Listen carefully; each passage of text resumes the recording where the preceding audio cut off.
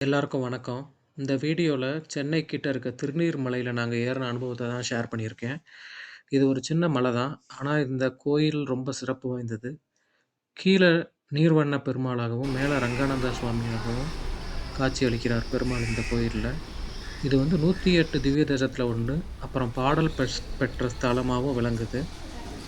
நீங்க வந்துட்டு சென்னையில இருக்கீங்கன்னா, திருநீர்மலைன்னே போட்டீங்கனாலே டைரக்ஷன்ஸ் உங்கள இந்த கோயிலுக்கே கொண்டு வந்து விட்டுரும். ஒரு சின்ன மலை தான். நாங்க போன அன்னைக்கு நல்ல மேகமூட்டமா, ரொம்ப சட்டிலா இருந்துச்சு கிளைமேட்டு. நாங்க போயிட்டு, பொறுமையா கீழ சாமி கும்பிட்டு, மேல போனோம்.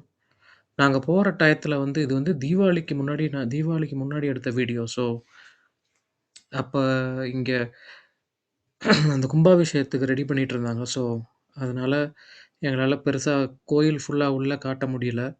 சாமியையும் பெருசா காட்ட முடியல. பட் நீங்க கண்டிப்பா இந்த கோயில் ட்ரை பண்ணி பார்க்கணும். எல்லாரும் ஒரு தடவையாச்சும் போய் ஏறி பார்க்கணும். ரொம்ப ஈஸி தான். சென்னையில இருந்தீங்கன்னா கண்டிப்பா போங்க. ரொம்ப பீஸ்ஃபுல்லான ஒரு இடம்.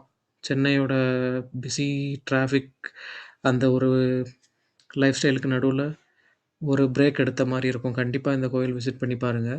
இந்த கோயில் இந்த படிக்கட்டில ஏகப்பட்ட படம் ஷூட் பண்ணியிருக்காங்க. நான் இந்த கோயிலுக்கு போனதுக்கப்புறம் தான் எனக்கே தெரிஞ்சுச்சு. நீங்க மெதுவா ஏறுனீங்கனாலே 10 நிமிஷத்துல மேல போயிரலாம் இந்த கோயில்ல. அவ்வளோ சின்ன படிக்கட்டு தான். ஒரு 200 டூ 300 படிக்கட்டு தான் இருக்கும். If I am not wrong. ஸ்லோவா போனீங்கனாலே போதும். மேலேயும் ஃபுல்லா ஷெட் எல்லாம் அமைச்சு குடுத்துருக்காங்க. ஸோ, உங்களுக்கு வெயிலோட தாக்கமும் இருக்காது. கீழ ஒரு அனுமான் சன்னதி இருக்கும். அத தாண்டி நேரா போனீங்கன்னா, ராமானுஜரோட ஃபோட்டோ இருக்கும். நெறையா வைணவ குறியீடுகள் நெறையா இருக்கும் இந்த கோயில்ல. நல்ல பசுமையான கோயில், மலைங்க. எங்கேயுமே நான் வறண்டு போய் எதையும் பார்க்கல. நாங்க போன டயத்துல மழை பெஞ்சிருந்துச்சு. எப்பயுமே இங்க பசுமையா தான் இருக்கும்னு சொல்றாங்க. இந்த கோயில் வந்துட்டு சோழர் காலத்துலேருந்து இருக்கு.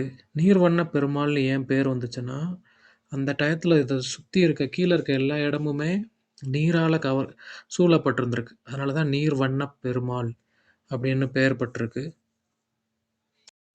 இந்த கோயில் வந்துட்டு திருமங்கை ஆழ்வார் 12 ஆழ்வார்கள்ல இறுதியானவர். அவரால மங்களாசாசனம் பாடல் பெற்ற ஸ்தலமாவும் விளங்குது. அதனால இது ரொம்ப முக்கியமான ஒரு கோயில். நீங்களே இந்த வீடியோல பார்க்கலாம். எவ்வளோ பசுமையா இருக்கு இந்த மலைன்ட்டு.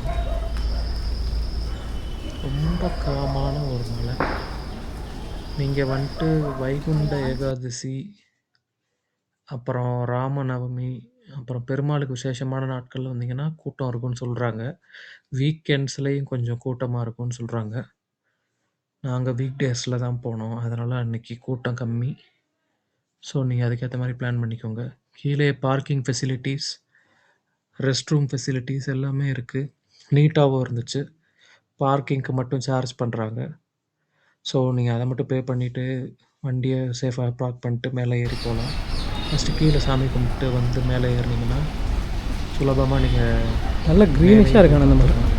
நாங்க போயிட்டுருந்த டயத்துல வந்து கும்பாபிஷேக வேலைகள் நடந்துகிட்டு இருந்துச்சு.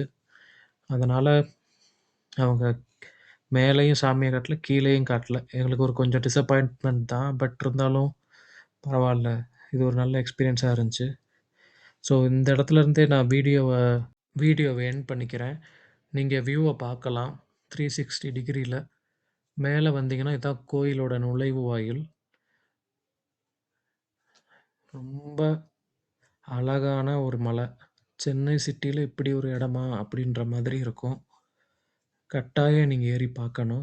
வியூவுக்காக மட்டும் இல்ல, பக்தியோட ஏறுனீங்கன்னா அதுவும் இருக்கு. இல்ல உங்களுக்கு ஒரு நாள் உங்க பிஸி லைஃப் ஸ்டைல்லேருந்து வெளிய வரணும்னா, அதுக்காகவும் இந்த மலையில கண்டிப்பா ஏறி பார்க்கலாம். Highly suggestible. அடுத்து ஒரு மலையில ஏறி ஒரு விளாக் பண்ணி போடுறேன். Thank you so much.